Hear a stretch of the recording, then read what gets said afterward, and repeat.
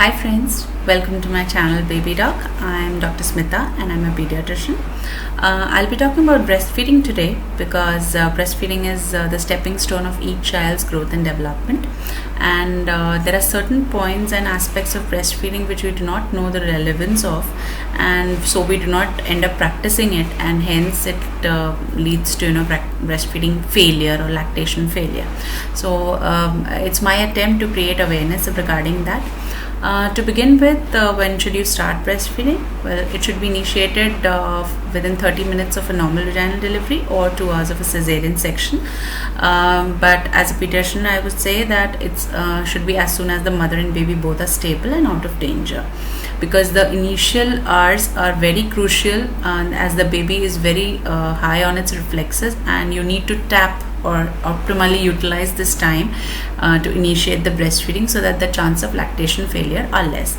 Also, once the baby is out of the womb, it's completely dependent on the external nutrition that you provide, and if you do not provide it timely, or the baby's sugar stores might go low, and something known as hypoglycemia develops, which is very dangerous to the baby.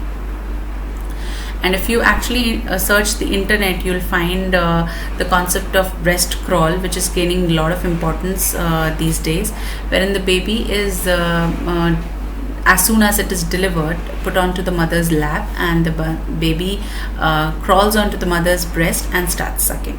So it's a very primitive reflex, and it's inborn in the baby, but you need to train the baby well as to how to lactate. This brings us to the next point, which is very important, is the latching while breastfeeding. Well, you should see to it that your baby is properly latched onto your breast for a successful lactation. Why? Because when the baby is latched properly, the maximum receptors that are there for the milk production are around the nipple, in the black part called the areola, and if the baby is not latched properly, this milk initiation reflex or the let down reflex is not initiated, and you end up having less milk or no milk. So how do you ensure that your baby is latched properly? It's very simple. L for latching, and L is the symbol that you have to take in mind. So this represents the baby's mouth, which is wide open. The lower thumb represents the baby's lower lip, which is outwardly turned. This represents the areola of the mother's nipple breast, and it means that the upper areola should be more visible than the lower areola when the baby is latched on, and this means that the baby's chin should be touching the mother's breast. So if these 4 points are taken care of, that means the latching is proper and lactation failure chances are less. Also, what is more important is as equally important is the position of the baby and the mother. So position of the baby, as I mentioned, is one, latching is taken care of. You should always also take care that the head, neck and the body of the baby is in a single alignment and the baby is comfortable. You can use any position to breastfeed, that is the cradle position, the cross cradle position, football position and lying down position. Well, I'll not go into the details of the position because you can find beautiful videos on and even images on the internet, and you can always consult your gynecologist or lactational consultant for a proper feeding position. But please make sure that the latching is very proper and the baby is burped well after feeding, because you do not want the baby to regurgitate or have a colicky pain later on.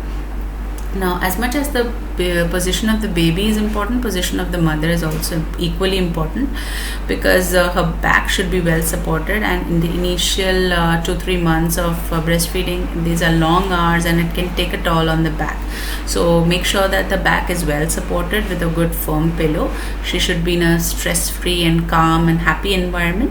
And one tip that I always tell my patients is to not lean onto your baby, but bring the baby to you. So you always use feeding pillows which are available in the market for your help.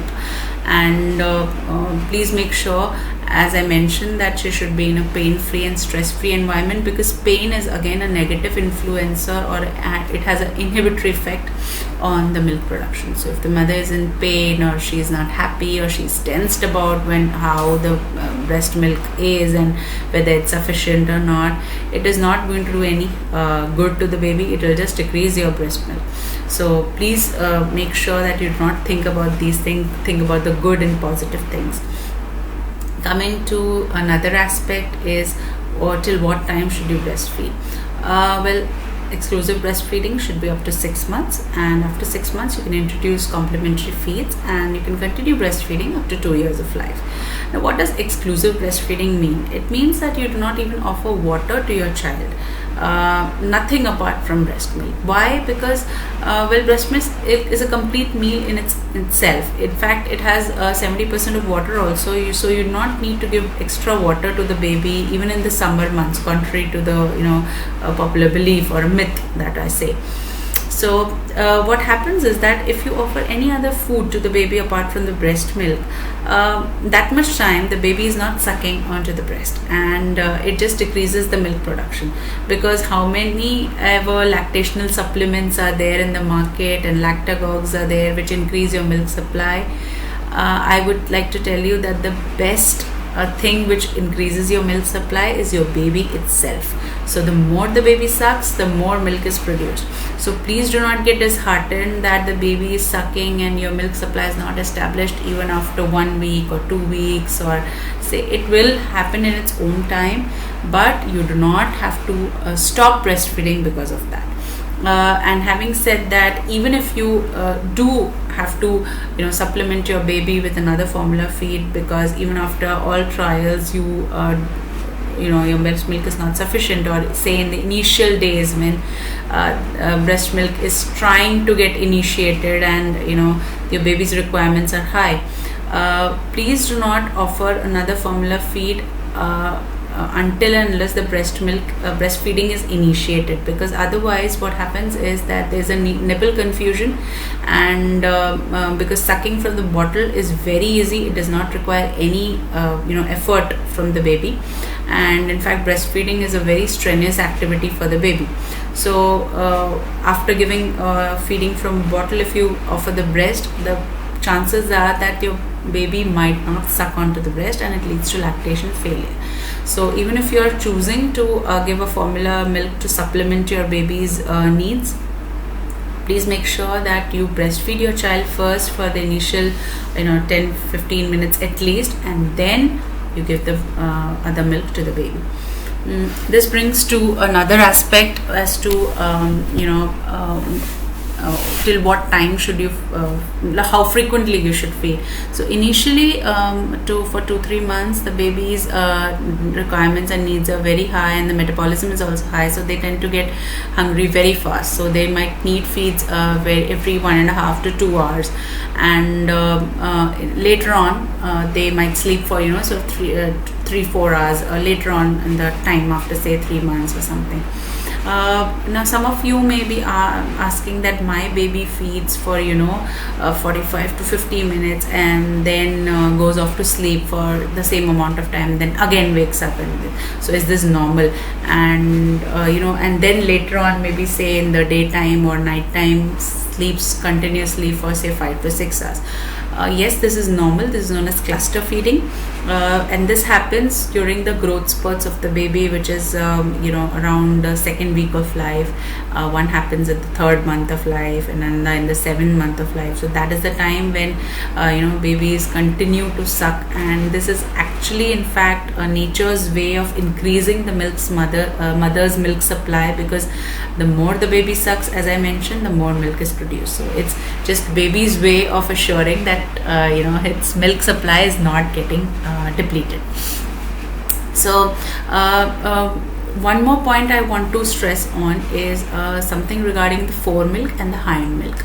So initially when you start breastfeeding, the 5 to 7 minutes, the milk that comes out is known as the foremilk, which fills your baby's tummy, but it is not very high on fats and proteins, so it does not lead to the weight gain of your baby. So and the rest of the breastfeeding, say the latter 10-15 minutes that you breastfeed, the hind milk is secreted, which is in fact responsible for the weight gain of the baby.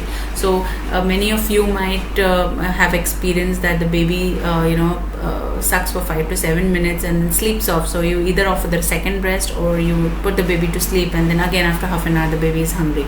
So does that mean that my baby is my milk is not sufficient? Well, it is not. It's your feeding technique which is not proper, because you have not actually filled the baby's tummy, and if you see, then the baby might not get weight also. So whatever frequency and your baby feeds on, whatever cycle your baby is on, let's say feeds for some time for 20 minutes and then sleep for 2 hours, or cluster feeds, everything is normal provided your baby's weight gain is there, sleeps peacefully in between feeds, and passes 8 to 10 times urine in 24 hours. So if the hydration and weight is proper, that means you're feeding properly. You need not worry about it. Another myth that is associated is that whether I should offer both breasts simultaneously to the baby. It's not necessary. If you have sufficient milk to satisfy your baby in by offering only one breast, it is completely normal, and you can always breastfeed from the other breast the other time. So one tip that I give my patients is that you tie a wristband onto the side where you have breastfed, and then you can change it the next time you're feeding. So this way you do not create confusion as to which breast you have offered for the last time, because if you don't keep on offering only one breast to the child always, chances are that the other breast might not lactate also. So after covering these points, I would like to also mention that please do not discard the colostrum, which is the initial milk that is secreted in the first 2 to 3 days after delivery, because it is full of immunity boosters and antibodies, and in fact it's the first vaccine that you give your child. It helps prevent infections and provide protection to your baby against infections. So it might not be enough to satisfy your baby's hunger, but it is very, very rich in nutrients, in antibodies, and you do not have to discard it. Now, having said about when to start feeding, how long to feed, how to feed, I think one thing is more which is important is that for mothers who have do not have the privilege of say 6 months of maternity leave, or they are not stay-at-home moms, you might feel that after when I joined milk, how can I continue breastfeeding? You can always express your breast milk and store it, and then your caregiver or another family member can offer it to the baby.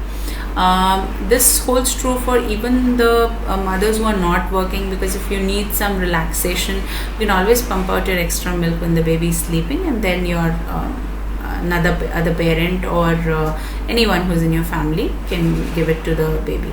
So there are some points which you have to take care of while expressing and storing the milk. Of first importance is hygiene. When you're pumping your milk, please make sure that your hands and breast are clean and sterile. You will either manually pump your milk, or you can use breast pumps, and breast pumps are also manual and electric, both are available, so which is comfortable to you. Store it in a wide mouth container with a lid, which is either stainless steel or glass, because plastic, what happens is that the fat in the milk sticks onto the plastic and loses its nutrient value. Coming to the storage part, you can store your breast milk at room temperature for 8 hours, in the fridge in 2 to 8 degrees for 24 hours, and in the freezer for more than 24 hours. So in fact you get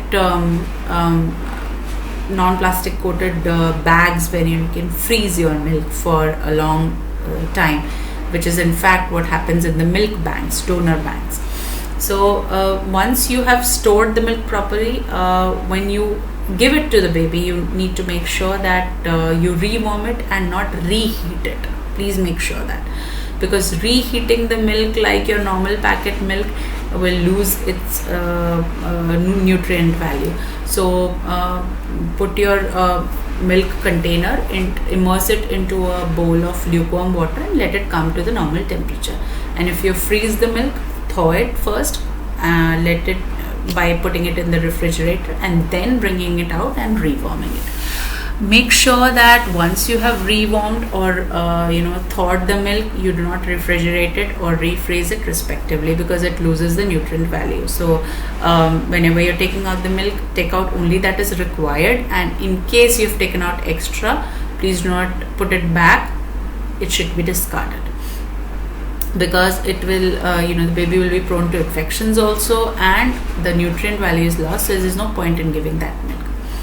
Now I've covered topics about when to start feeding, how to put the position, the latching, the nipple confusion, even expression of breast milk. Now coming to the most important part is why we are emphasizing all this, because breastfeeding has a lot of benefits both for the mother and the baby. So for the baby, of course, it's a complete meal. It's safe. It's ready to use. You don't need to prepare it differently. It's hygienic, and it's a complete meal. It's full of nutrients, proteins, and antibodies, immunity boosters. It also creates a beautiful bond between the mother and child, which is precious. It's not comparable to any other benefits that you can think of. And also studies have shown that babies who are breastfed have a higher IQ and have achieved their developmental milestones faster than the babies who have not breastfed. It's equally important for the mother also, beneficial to the mother also, because it releases oxytocin, which is a hormone which helps in contracting or reducing your uterus size, and it helps it bring to the pre-pregnancy level. And as I already mentioned, it's a very strenuous activity both for the mother and baby, so you lose a lot of calories, and it helps you make lose your weight faster.